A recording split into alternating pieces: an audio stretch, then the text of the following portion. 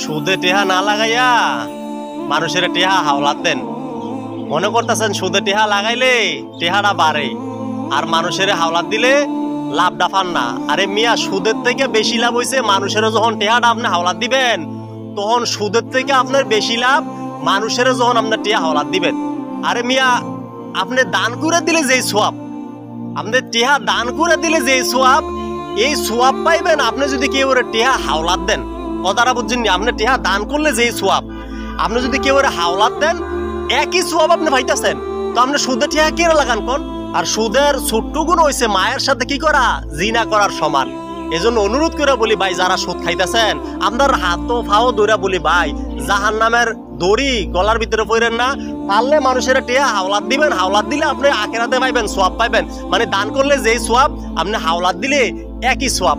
তো এই জন্য যারা হাওলাত দিতেছেন, টেহা মনে করতেছেন টেহা আমার ঘুরায়, ভাই ওই যে ঘুরায়, যতদিন ঘুরাইবে এতদিন আপনার সোয়াব খালি পাইতেই থাকবেন, আপনি কোনো টেনশন করবেন না ভাই। তো যারা সুদ খান ভাই, অনুরোধ করে বলি সুদ না খাইয়া পারলে গরিব মানুষের টাকা পয়সা হাওলাত দেন। সে যদি সময় নেয় তো আপনার সোয়াব কিন্তু বেশি হইব। ভিডিওটা ভালো লাগলে লাইক করবেন, শেয়ার করে চ্যানেলটা ফলো করে পাশে দেখেন।